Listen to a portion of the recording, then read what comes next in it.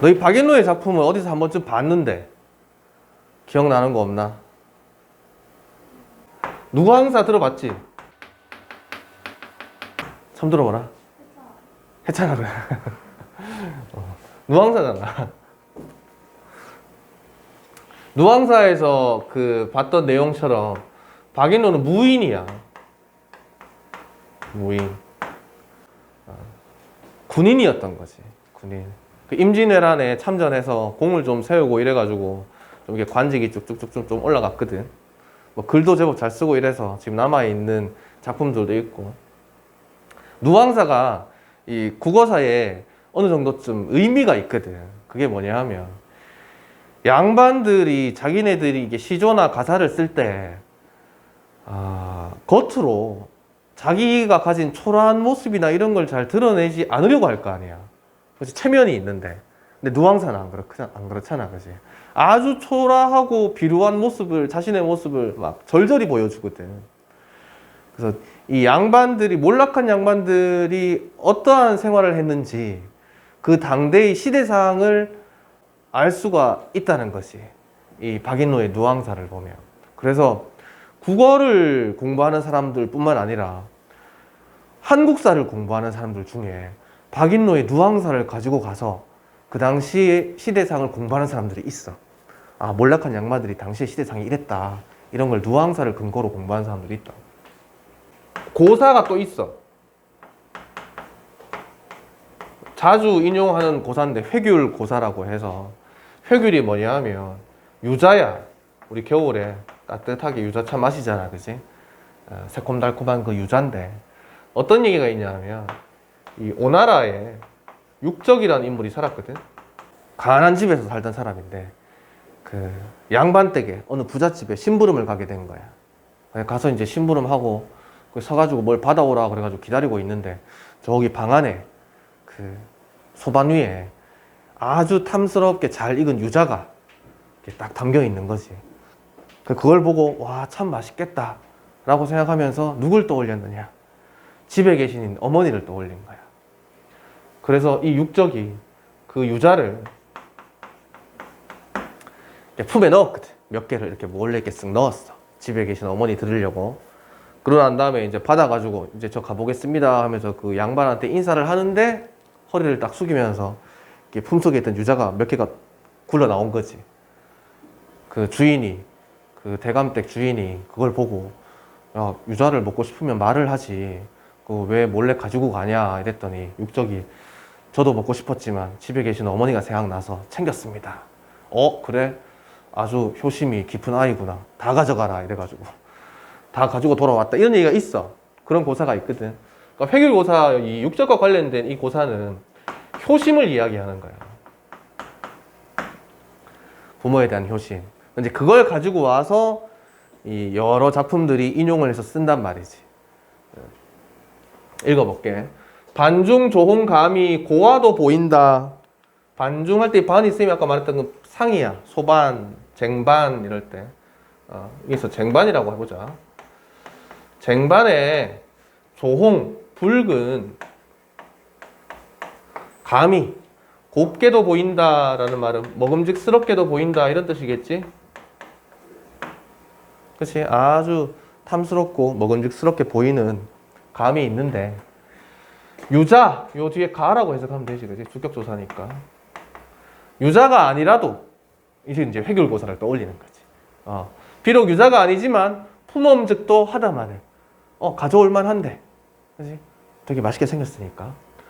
품어가도 뭐가 없어? 반길 이가 없다는 거야. 반길 사람이 없다는 거지. 육적처럼 이 유자를 가지고 가서 어머니한테 이렇게 갖다 주면 좋을 텐데, 그치? 반길 이가 없는 거야, 가져가도. 그래서 그것을 뭐 한다? 서러워한다. 어머니 안 계신 거야, 그지? 돌아가셨겠지. 못다한 이 효를 안타까워하는 거지. 회귤고사를 인용해서 못다한 표에 대한 안타까움을 드러내는 거죠.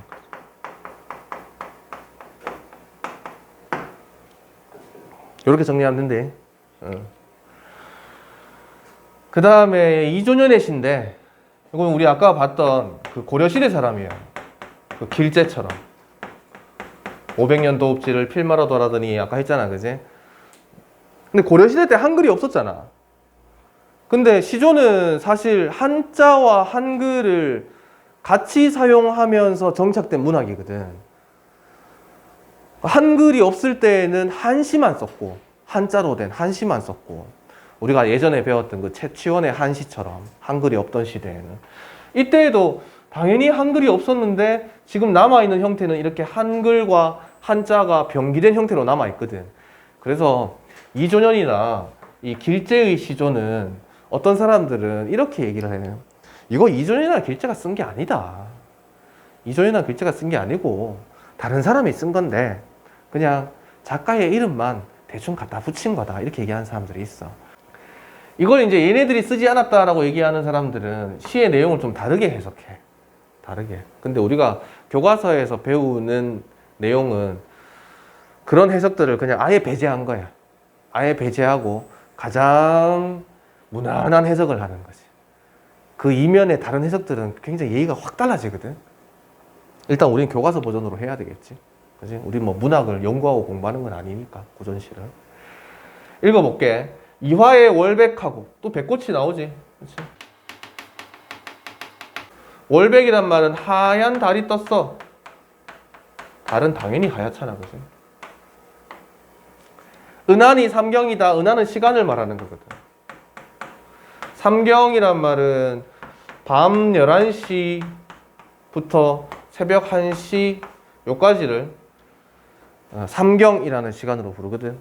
굉장히 깊은 밤인 거지. 지금으로 치면 새벽 한 2시에서 뭐 한 3시, 4시 뭐 이 정도란 말이지. 아주 깊은 밤, 다 자는 밤에. 일지춘심을, 일지는 한 가지 이런 뜻이고, 춘심은 뭐 봄 마음 이런 뜻인데, 백꽃이 피었으니까 계절적 배경은 봄일 테고, 자규와 알려마는, 이 자규가 우리가 그 현대시 할 때, 김소월 할 때 접동사 했잖아. 그치? 걔거든. 얘가 접동사야.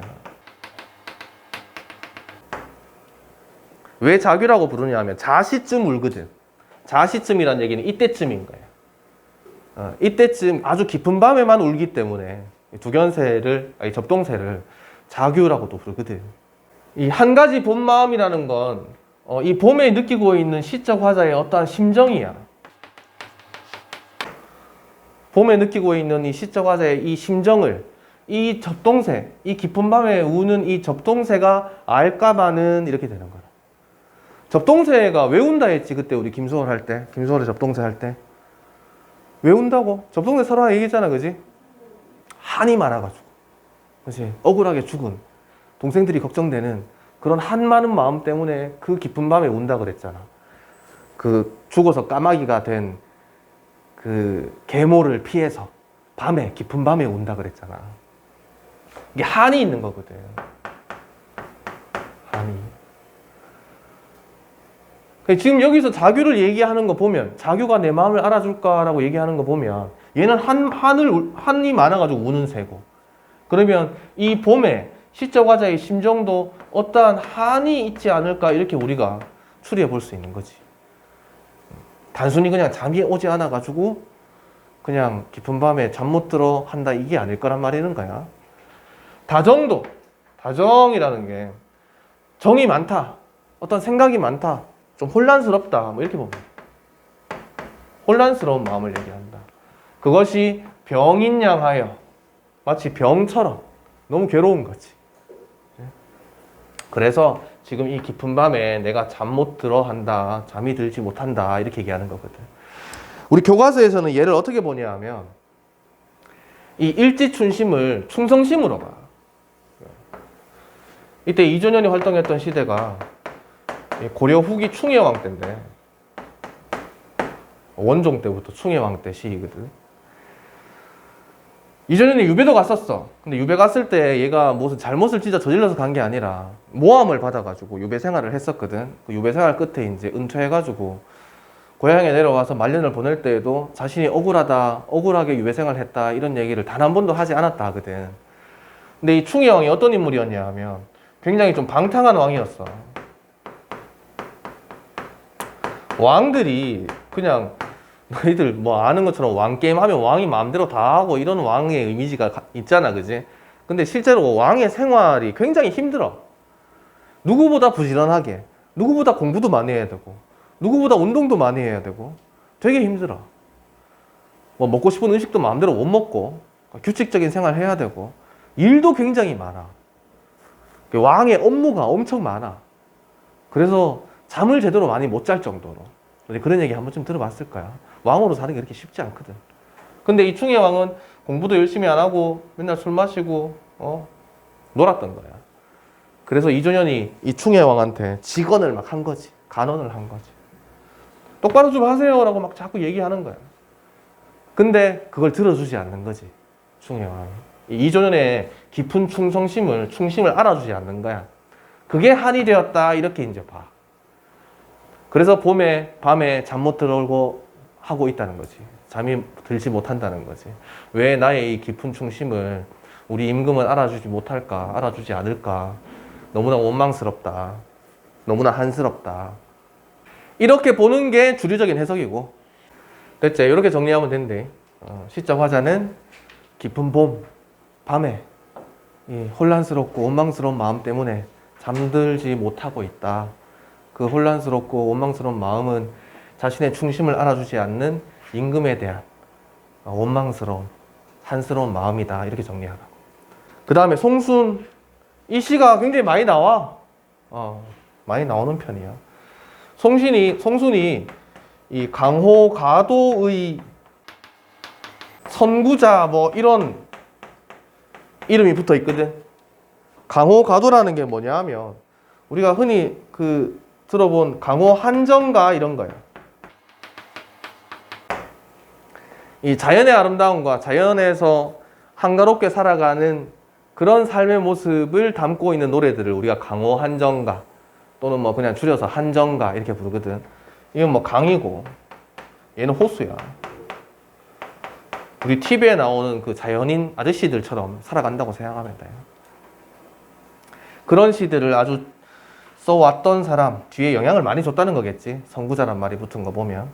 10년을 경영해서, 이때 경영한다는 얘기는 뭐 준비해서 이렇게 보면 돼. 10년 동안 준비한 거야. 나 이제 10년 후에 은퇴해서 자연에 가서 살아야지. 뭐 이렇게 한 거지. 초려삼간이란 말은, 초려는 초가집이거든. 삼간이란 말은 3칸이라는 거지. 방이 3칸짜리라는 거야. 그럼 옆에다가 쌤이 그림을 그려볼게. 3칸짜리 초가집은 보통 이제 이렇게 생기지. 이렇게 생겨. 그 다음에 이제 이쪽에 조그만 부엌 같은 거 하나 달려있고, 여기 아궁이 이렇게 2개 정도 있으면 아주 초가집 중에서는 좀 괜찮은 초가집. 이 아궁이를 방 옆에 이렇게 붙여서 간다는 얘기는 여기 지금 온돌 시스템이 가동이 된다는 얘기인 거지. 그치? 여기가 이제 안방이겠죠. 3칸짜리 초가집을 지어놓고 어떻게 한다고? 내가 한 칸 써. 어디 쓸까? 온돌 시스템이 있는 여기는 내가 써야지. 그치? 그 다음에 내가 한 칸 쓰고 난 다음에 누구한테 또 한 칸 줘? 달한테 한 칸 줘. 달 너는 여기에 들어가. 여기는 어떻게 들어가지? 문이 없네. 여기 뭐 살짝 여기 툇마루 같은 게 좀 있어야 되겠지. 복도 같은 게. 그 다음에 또 한 칸은 누구한테? 청풍, 맑은 바람한테 준다는 거지. 됐나? 3칸 다 찼지? 그러면 어떻게 돼? 강이랑 산은 드릴 데가 없는 거야. 더 이상 드릴 방이 없는 거지. 그래서 어떻게 하고 보겠다고? 둘러두고 보겠다고. 둘러두고. 어떻게? 앞에 이렇게 이제 이렇게 강, 뒤에 이렇게 산. 아주 명당자리지. 그치? 배산, 임수. 아주 명당자리지. 가만히 보면 지금 시에서 얘기하는 건 전부 다 자연물이야. 달이랑 바람이랑 같이 집을 같이 쓰고 더 이상 방이 없어서 어쩔 수 없이 강은 앞에 산은 뒤에 마치 이렇게 병풍처럼 집에서 차례 지내는 사람들은 제사 지낼 때 뒤에 이렇게 병풍 세우잖아. 거기 보면 산이랑 뭐 강 이런 게 막 그려져 있다고 보통. 뭐 글씨도 이렇게 좀 많이 써져 있고. 병풍처럼 둘러놓고 보겠다라는 거야. 자연이나 사람이나 지금 한 집에 살아. 그지? 원래 집은 인간이 사는 공간인데 거기에 자연이랑 함께 살거든.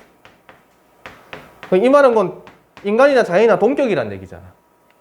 그치? 동화가 되어 있다는 거지. 똑같다라는 거야. 이걸 우리가 뭐라 그래?